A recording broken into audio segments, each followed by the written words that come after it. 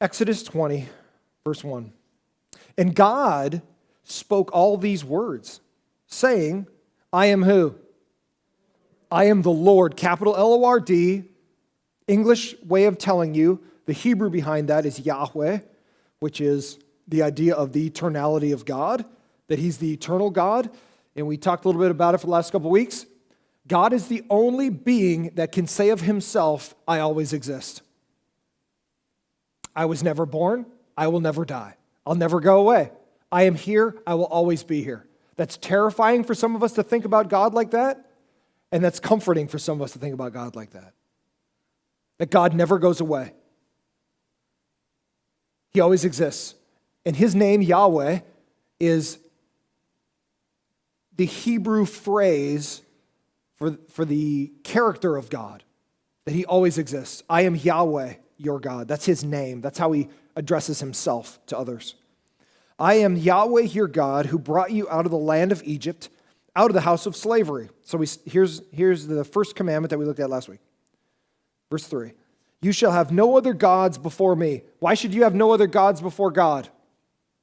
Anybody remember? Because he's the only one there is. Don't in your mind think that there's other gods in front of me. Because I'm the only one that exists. I'm the only God that exists. There's not a pantheon of gods like there was in Egypt or in Greece or in Rome. There's no other gods. I'm the only one. So why in the world would you take something that's not real, that's a figment of your imagination or a man or woman's imagination, and stick it in front of the real God?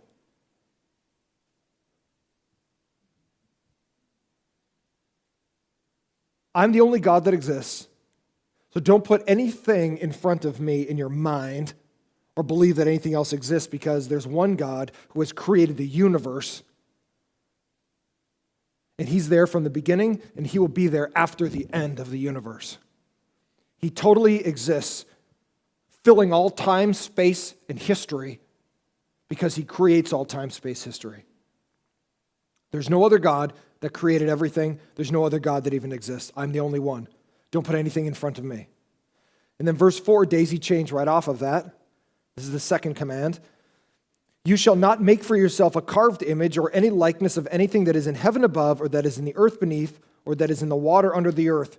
You shall not bow down to them or serve them, for I, Yahweh your God, am a jealous God, visiting the iniquities of the fathers on their children to the third and fourth generation of those who hate me, but showing steadfast love to thousands of those who love me and keep my commands. Now we get into today's. Number 3, verse 7.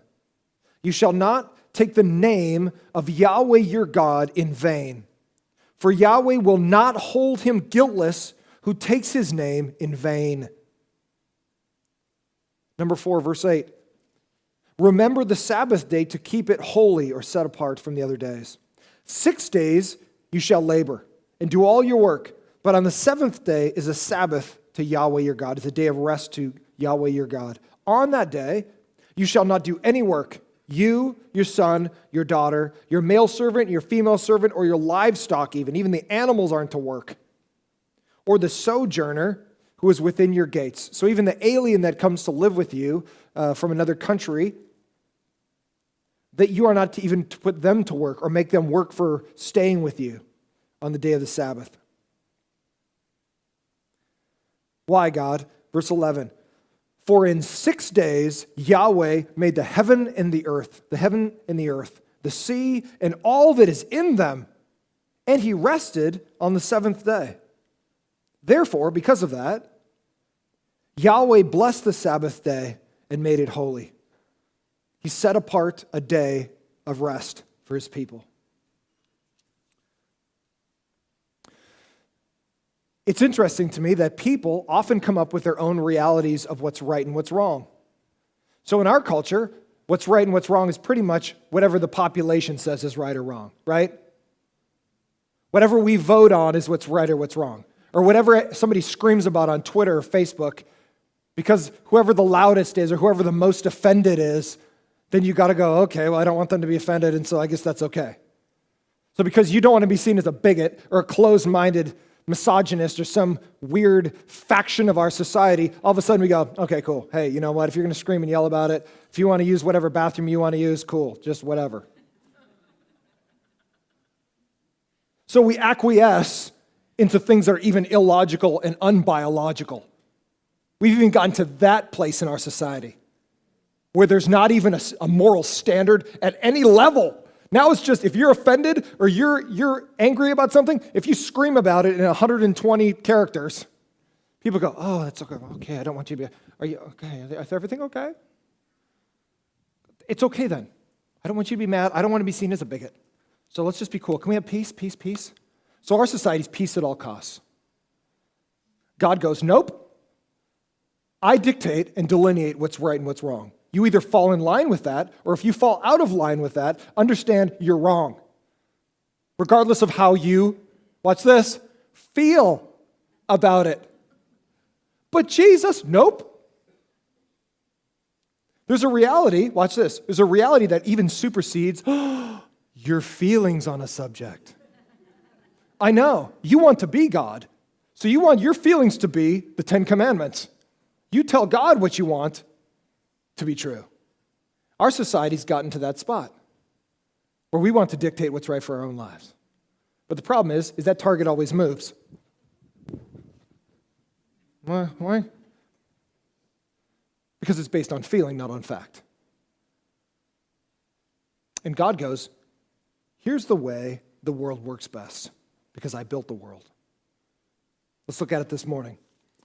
From Mount Sinai, in the Sinai desert, God educated Israel on the requirements of being his people. In a thunderous voice, he spoke from the mountain, which was shrouded in fire, smoke, thunder, lightning, and an earthquake. The Ten Commandments were an overview of the whole law and were in descending order of importance and honor. So last week, if you're just joining us, we looked at the first two. You shall have no other gods before me. Why? Because there are no other gods. So don't come up with something in your head that has to represent something that gets in the way of your relationship with God. Because all stuff does is just get in the way. Worship me purely by knowing me intimately. Because I love you. So there should be nothing in between you and God. And the second one was, do not make any carved images to worship. We love things to focus on. We love statues. We love dream catchers hanging from your rearview mirror. We love rabbit's feet, which is kind of weird. I remember as a kid driving across South Dakota on a family vacation, and there's all those little kitschy places that you stop at, the fossil, the rock things, and the blah, blah, blah. At almost every gas station / souvenir shop, there were those rabbit feet. And the weird ones, not like the nice, regular ones, but like dyed like neon blue or whatever. Like you can get custom-made dipped rabbit's feet. And the whole point is that, hey, you don't want the nasty old regular rabbit's foot? We're going to dip it in a color that you'll enjoy. And you can bring around a dead foot on a keychain. I remember as like a 9 or 10-year-old walking around with this like blue rabbit's foot sticking out of my hair. Got me a rabbit's foot.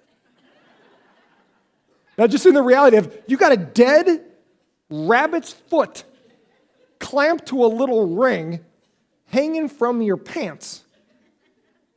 And I thought it was so awesome going back to school as a whatever it was, 4th, 5th, 6th grader. What do you got? What'd you do on your vacation? Oh, we just counted rocks in the front yard.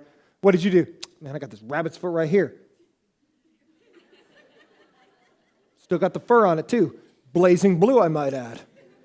That's a weird rabbit.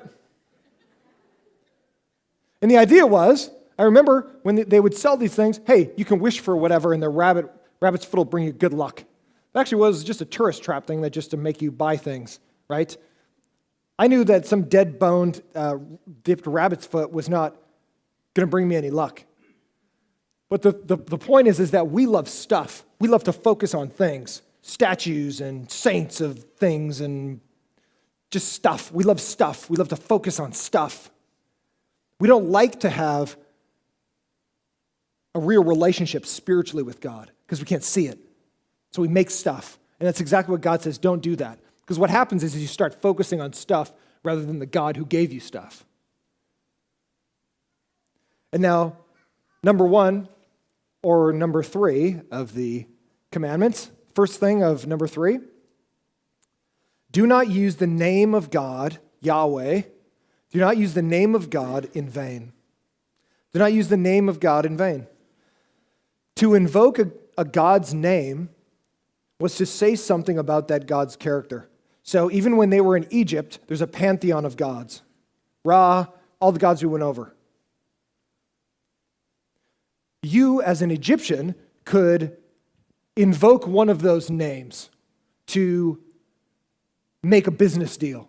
I say in the name of Ra, which was their sun god in Egypt. You can still see it on their tombs, decorated on their tombs. I say in the name of Ra that this business deal is going to get done. And then all of a sudden, the business deal doesn't get done, or you deceive that person.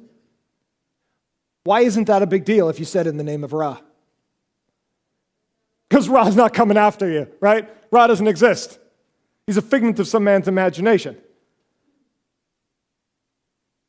But God says, I am the only ever-living God. And be very careful when you invoke me into your business. Because I really exist. I'm not Kefri, the beetle-headed God. I'm not Ra, the sun god. I am the true God that built beetles and built the sun and built the universe. So if you're going to drag me into your personal dealings, you better be very careful how you use me. If you're going to swear by me, you better be very careful, because I really exist. I'm not a figment of your imagination. I'm really the God that built you. So let's be very careful how you speak of me. In Egypt, using a God's name for an oath was binding on the people, but because no other real gods existed, including the ones they're swearing by, it had no consequences if broken. Israel could take oaths in the Lord's name, Yahweh, but never do it falsely or deceptively, making his name worthless in authority. Israel was never to use God's name as profanity. Profanity just basically means to treat with irreverence or as common. So if you profane something, that means you're treating it as nothing. It's like carpet. It's like it's not holy. We walk on it. You didn't walk in here and go, gosh, this wine-colored carpet. Wow, let's be careful. No, you came stomping in here, wiped your feet on it or whatever. It's the carpet's profane. It doesn't have value, spiritual value. It just exists. So when you profane something, it means you make that thing or you think of that thing as being baseless. Like it's base. It doesn't have high value, it has low value. And God says, when you take my name into your business, be very careful when you represent me to those people that you are being honest, because I am an honest God. I am an honest God that expects his people to be honest. So if you're going to invoke my name, understand that I will hold you accountable, because you're going to come see me someday. Ready for the scary version? Here we go, buckle up. Here's the reality. Yahweh, the Lord's name, his name means I always exist. His name means that. Think about it this way. You got a name, right? Mephibosheth or whatever your name is. Maybe you love your name, maybe not so much. We are the only creatures in God's creation that name our children. You ever wonder why we name people? My dog was in a litter of about 10 puppies. We came to pick up those puppies. And you know what? Mom was out running around in the grass, flopping around or whatever, and I wanted to see the dog we were going to get. You know, the funny thing is the mom never named any one of her puppies. You know, it wasn't like, arf, arf, or whatever. No naming, no nothing. In fact, when I picked up the puppy to leave, Mom was just like, cool. I'll just go over here and, sniff this flower or whatever. Couldn't have cared less. Her own puppy's leaving. Didn't name the dog, didn't care, didn't sniff it on the way out, didn't say, I'll miss you and wave with her paw, didn't do anything. You know the funny thing is, though? We name our dogs. Scruffy, time for dinner. You get those little chihuahuas you stick in a purse or whatever, and the dog head floats around with the lady or whatever. She's walking around the Promenade Mall. Oh, Squiggles is cold. She has to sit inside my Coach purse as I walk around the mall. What are you laughing about? But the thing is, we name dogs. They don't even get a name from their own parents. And here's the reason. Is because your name represents something about you. Your name, watch, your name represents you to people who have never even met you. We are the only creation that names our kids. Let me give you this example. Sometimes I will walk around places and people will recognize me and I've never met them. They know me from YouTube or whatever, and they'll walk up and go, hey, you're that guy. You're that computer guy. No, I'm not a computer guy. I've seen you before. Oh, your name is Jim or whatever. And I say, yeah, I'm Jim. What's your name? Well, my name's Greg or whatever. And so they have already attached my name to what they believe who I am. They've already attached that. Pastor Jim is the teaching pastor of the Orchard. So when I meet him, I think I already know something about him because his name precedes him in a way, because it tells people a little bit about who I am. Think about this. If I've never met you, and somebody else, one of your friends, comes to speak to me, hey, I'm inviting Greg to church on Sunday. This guy's awesome. I can't wait for you to meet him. He's always been a great guy. I've done business with him for 20 years. He's never ripped me off. This guy's solid. Well, guess what? When you show up to church on Sunday and your friend walks up and says, hey, this is Greg, what do I automatically think about Greg already? I think, dude, Greg's a solid guy, right? He's not a random, nameless, faceless stranger walking up to me. His name has already preceded his reputation. And also vice versa. Dude, you don't want to meet Greg. Oh, dude, guy's a train wreck. So the minute I meet Greg, this guy's a train wreck. Your name says something about you. That's why we name our kids. That's why we don't have nameless kids in our home, I hope. You, number 2. Whatever you are. Are you number 2? Sorry, I can't remember what birth order you were in. We name our kids because it says something about them. I have a son, 16-year-old son. You'd probably know he's my child if we stood next to one another, if you've ever seen him. But guess what? The reason I discipline my son is not necessarily because I want him to be a good citizen. I discipline my son because he represents my home. Hey, you're going to represent the Jackson family? You represent us well. You're not going to go around saying, I'm Caleb Jackson, and not represent the Jackson name well. So watch this. Ready? When we invoke the name of our God, we have to be good representatives of the God that some people have never met. So when you become a child of God, when I become a child of God, we enter God's family. If we represent him poorly, then automatically people go, wait a second, you said you were a Christian, and you just ripped me off? So what does that automatically think that people who have never met Christ think about Christ? Jesus isn't real, because if he was real, you'd act differently. Or you're not a real Christian.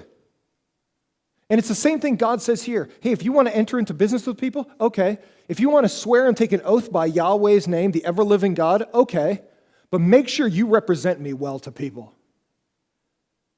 If you're going to invoke my name, if you're going to be part of my family, then make sure that those people who have never met me know me by how you represent me.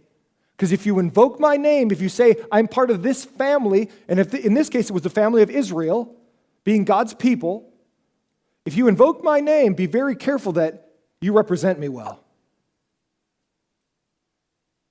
And that was the whole point. Don't take the Lord's name in vain. Don't just blurt it out, I swear to God, I swear to Yahweh that I'm going to do this business deal with you. But you know in the back of your mind, I'm going to rip you off, son.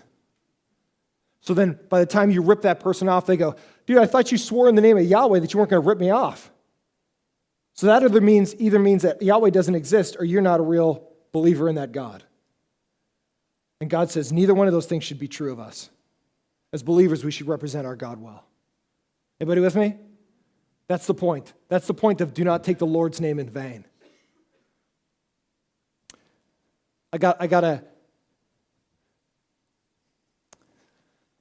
I love to go on YouTube and look at accident videos. I don't like it when people get hurt, but I love to see stuff get smashed. Anybody else with me? Anybody else love to watch okay, good. Yeah, some of you guys are like, oh, that's bad. Oh yeah, I'd like that too. So I like to watch accident videos. Construction thing. I grew up in construction, so I like to see cranes fall over. I like to see dump trucks, smash. I like to see highway accidents where I don't want anybody to get hurt, but I like to see stuff get smashed. I'll turn the volume up and hear the tires go, yeah, pow. But you know what's weird? You think that's weird that your pastor likes those? Okay. Well, I don't. So watch this. I'll be sitting there watching these accident videos, and you know what? The majority of them are from Russia or India. And I don't know if they actually hand out licenses in those countries. Americans drive bad enough, but you watch some of these videos and you go, dude, there's no way you went through a safety course at all, ever. Dash cam, recording what's happening in front, and the audio, you pick up what's happening inside the car. Driving along, a man is speaking to his wife or whatever. They're speaking in Russian, but Justin Bieber's playing on the radio. So you got this old Justin Bieber song in English playing, and they're talking in Russian. A person comes, flying up alongside the shoulder, fishtailing because they're out of control. They cut across the lane, smash into someone else, and then it hits the guy's car. The guy drives into their accident, basically. It happens right in front of him. You know what's interesting is after you watch these videos for a while, you hear people saying the same phrases over and over. And you know what's interesting is that I'm never offended one time. But you see in the comment section, people go, I keep hearing this Russian word. And then people who know Russian go, oh, it means this. And then you realize, oh, that's the word in English that would be offensive if I were to say it from the stage. But here's the point. It isn't about the words you speak, it's about the motive behind those words. Because our profanity in our culture isn't profanity in other cultures. The words, right? You can speak profanity in Russian and I won't be offended at all. You could say something about someone that I love in Russian, and if I don't understand it, I'm not even offended. But if you say something in English that I can comprehend, you drop some F-bombs or whatever, and say other things that I would consider profanity, I might be offended. But it's not the words, it's not the utterance of the words, it's the motivation that I think is behind those words, which is why we tell our kids, hey, don't say that word. Watch the profanity. What we mean is you're profaning how you should be living. You're taking how you should be living, which is holy and set apart to God, and you're making your life through what you say base. You're making it less valuable when you use words that you shouldn't use. So watch. Many times, God says, you can use my name to validate what you want to do, but be very careful if you are using it deceptively because people will think wrongly of it. So it isn't necessarily what you say verbally, it's about what other people are comprehending in the motivation behind it. Is everybody with me? Because our F-bombs in our society, if you were to say those in other countries, like I go to Haiti, and you say a word in English, and they're like, that means nothing to them, they're not even offended. But if you say it in their native language, they get like, oh, no, you didn't. Because what? They're assuming what you're saying has a motive behind it. You're trying to insult them. You're trying to offend them. So it isn't necessarily the words, it's the motive. And God says the same thing. Don't take my name in vain. But it's not about necessarily the words, but it's your motivation behind it. Are you trying to rip people off by swearing in my name? Are you trying to misuse my name to get your way? Are you manipulating people instead of honoring me? God's family is to represent their family name well. Turn to Luke. So you're in Exodus. Luke's in the New Testament. Luke 6:45. You should underline this verse. This verse gets said a lot in my home as a parent. Words of Jesus in Luke 6:45.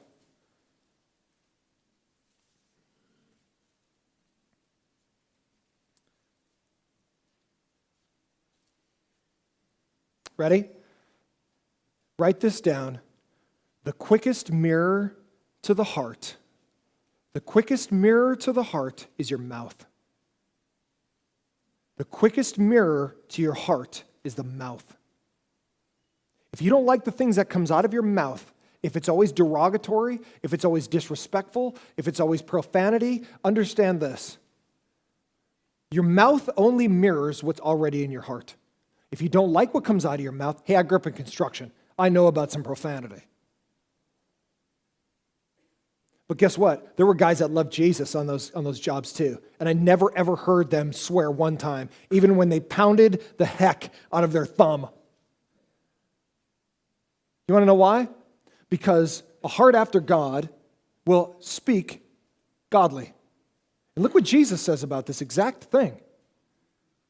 1,500 years after the Ten Commandments that we're reading right now. Start in verse 43. Luke 6:43. For no good tree bears bad fruit, nor again does a bad tree bear good fruit. For each tree is known by what? Its own fruit. For figs are not gathered from thorn bushes, or grapes picked from a bramble bush. The good person out of the good treasure of his what? Of his heart produces good, and the evil person out of his evil treasure produces evil. Here it is, underline it. For out of the abundance of the heart, what? The mouth speaks. The quickest mirror to what's in your heart is what comes out of your mouth. And God says, if you take my name in vain, understand that's a motivation of your heart issue. If you're using me to get your way, that means you're deceiving people in my name. And I won't hold you unaccountable for that. Be a person of integrity. God is perfect integrity. And we as his people are imperfect, not perfect, but we can strive towards heaven integrity. I will never be perfect, but I strive towards being like Jesus. And Jesus says the quickest way to figure out what's in your heart is what comes out of your mouth. Ladies, if you're disrespectful to your husbands, I hear it all the time.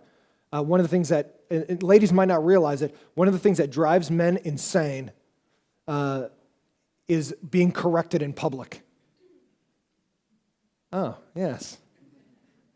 You're talking to another couple, and the husband will say something that might not be totally it doesn't even matter to the conversation. It's like, yeah, we picked up our dog on August 23rd from the pound, when we brought it home. And I see the wife like stewing like this.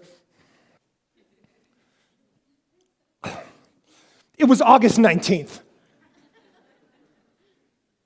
And that wasn't the pound we got it from. It was the other pound that was over in Hemet. Keep going with your story. It's like, okay, thanks, sweetie. That wasn't even the point of this conversation, but thank you for correcting the date or whatever. And how men speak to their wives. Men should never speak degradingly of their wives. Men should always speak of their wives in a high way. Wives should speak respectfully to and of their husbands. Men should speak lovingly to and of their wives. Because what comes out of your mouth often dictates the direction of your life. Because you will eat the fruit of your mouth. If it speaks life, you will reap life. If you speak perversion and death and disrespect, you will reap that back on yourself. Jesus guarantees it. Do not take the name of the Lord in vain. Don't use God for yourself. What you speak better have integrity. The fourth commandment, keep the Sabbath holy. Keep the Sabbath holy. The first one was, do not use the name of God, Yahweh, in vain. Next, keep the Sabbath holy. As slaves in Egypt, Israel worked sun up to sundown, 7 days a week to provide for Egypt and themselves. Now that they were free from their slavery, God required them to trust Him by working 6 days and resting, and that's what the Sabbath means, a day of rest or a day of intermission. If you've ever been to the Pantages or you've ever been to a play that's really long, they take an intermission. And you leave and you go out to the lobby and you have a Coke or whatever you do. That's called a Sabbath in between plays or in between scenes. It's an intermission. Men and women are to work 6 days and to take 1 day of rest, a Sabbath. For the Jews, it was Saturday. They worked Sunday through Friday, and they rested on Sabbath, on our Saturday. We, as Christians, usually worship on Sunday, which is what we're doing right now. God didn't care what day of the week it was, particularly, because we don't even know the exact day that God actually rested on in the creation week to our day, in our modern day. We don't know chronologically wise. We don't know every single day. Every single day isn't accounted for as far as what day of the week it was from creation. So God just says, choose a day of the week and rest on that day. Sabbath doesn't mean Saturday or last day. It literally means rest. It means intermission. Take a day, worship me. This weekly reminder mirrored God's work and rest during the creation week. So in Genesis 2, 1 through 3, God built the whole universe in 6 days. He could have built it in an instant. He didn't even have to take 6 days. He could have just said, be there. And the whole universe could have been there. Jupiter, Saturn, quasars, everything is built, and humanity's already up and running on the earth. But he doesn't. He takes, for whatever reason, he takes 6 days. 1, 2, 3, 4, 5, 6. Doesn't have to, chooses to. We don't even know why. At the end of the 6th day, after he's done making men and women, Adam and Eve, he rests for a day to set this 7-day time period that we still use to this day. There's not even an astronomical or cultural reason for 7 days being grouped together. We don't even know why we do that. But the reason we do it, and almost every other culture does it, is because it references the 7 days of creation.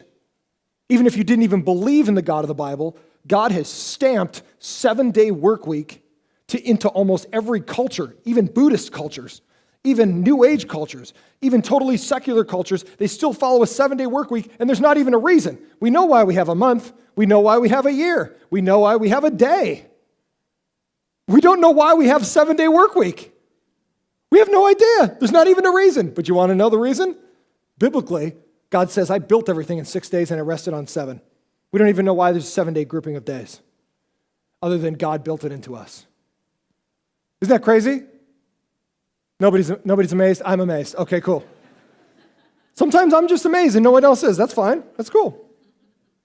There's no cultural or astronomical reason for a 7-day segment of time, but nearly all cultures had this time frame as a remnant of creation's history. Because of the inconsistent nature of ancient chronologies, there's no way of knowing what modern day represents the first Sabbath. God requires people to work, however, but believers are still to choose a day to be set apart to worship God. So you're in Luke, turn to 2 Thessalonians. So keep turning towards the back of your Bible a little bit. 2 Thessalonians, kind of a small book, right before 1 Timothy. 2 Thessalonians 3:10. 2 Thessalonians 3:10. So we'll get this at our church office. People will come through our church. Actually, just happened this week. Michelle, who's my secretary, and she works at the front end of the office. You probably see her if you swing by. We get this all the time. Hey, are you guys at church? Yeah? Is this the Orchard Hardware? Nope. Okay, I just want to make sure I was in the right place. Yes, it's church? I heard you guys hand out money. You heard wrong. We don't do that. We're not the government. We don't print our own money. We could photocopy it, but we don't. That'd be illegal. He goes, yeah, I heard you guys were a church and you guys hand out money to people that need money. Able-bodied man, walk right through the door. I go, well, where do you live? Oh, man, I don't really have a home right now. I'm just kind of staying under the bridge. Oh, well, I'm sorry to hear that. How can we help you? Yeah, I'm here to get some money. I would love some money too, but I'm not sure what you mean. Well, I heard you guys help people. I go, oh, well, that's different. Do we help people? We absolutely help people. We're here because we love people and we want to serve people. But this is the people that are really in need, people that have no ability to feed themselves or work to be able to have a job or to create any income for themselves. And so then I take them to this passage. I go, perhaps you've missed out on what a church does. Because we follow the Bible here. I can't speak for any other churches, but I can speak for this one. We follow the Bible, and this is in the Bible. So let's look. 2 Corinthians 3:10. Paul the apostle, speaking to the church at Thessalonica, says this, for even when we were with you, we would give you this command, if anyone is not willing to work, let him not eat. So do we help people? We absolutely do. Are we the open bank of come by if you need some money, we'll hand it out? We absolutely are not. This is God's money. We hand it out to those who absolutely can't help themselves in a desperate situation. We absolutely do that because we love people. But you, Mr. 35-year-old man who walked in going, I'd like to live under a bridge, give me some money, I would say, go get a job. Or if you have a meth addiction or whatever, we have help for you. Friday nights. This church loves you, but we don't give you cash. Because if you're able to work, you go to work. You want to know why? Because if you work and you make money, it's not just for you, it's for me to help someone else too. And this church exists to love this community.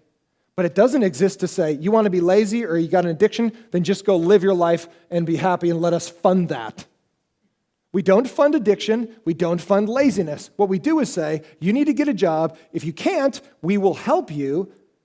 But we don't fund whatever you wanted just because you walk through our door. The Bible says, if you're able to work, man, go work. You want to know why? Because it'll not only help you, you'll be able to help someone else. Rather than saying it's all about me, where's mine? Because Christianity isn't about what I get. It's about what God gives me so that I can help others. Everybody with me? It'd be awesome if I could just walk through a door and go, where's my cash? Wouldn't that be sweet? Yeah, show me the money, people. Come on. Nope. God says, I'll show you the money. It's called J-O-B. Ready? Resting keeps believers from making work, money, and things an idol, rather than the God who gives work, money, and things.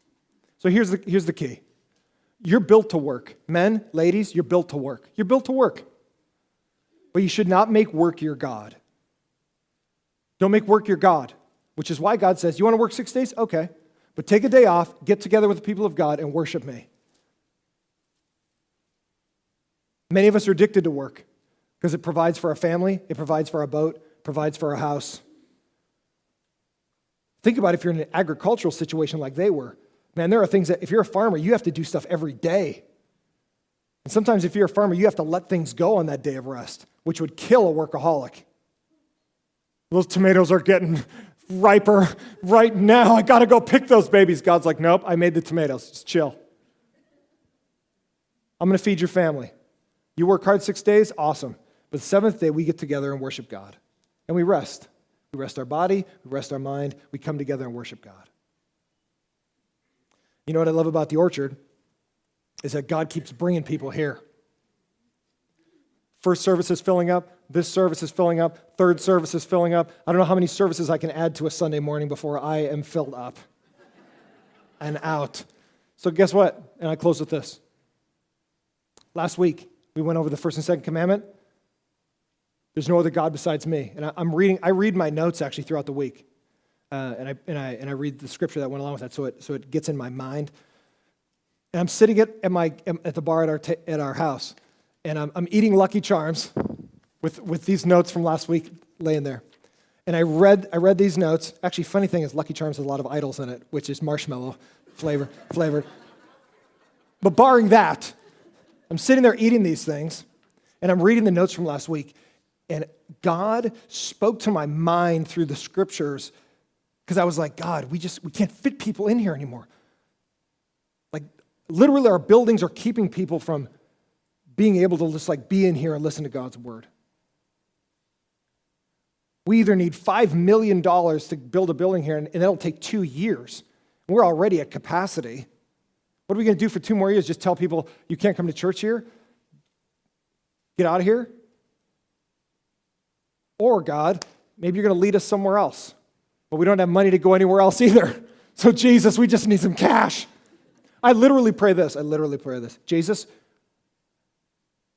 I would ask humbly that you would either help us put a building here and pay for it, or that you would take us somewhere else to wherever you want us to be and pay for that too.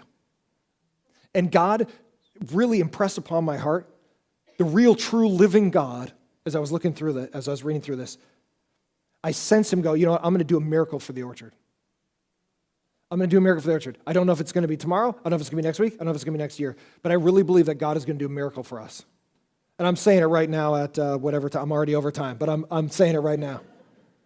I'm saying it right now because I want you, if God brings us right now, it could have been the Lucky Charms in my stomach or whatever speaking, whatever.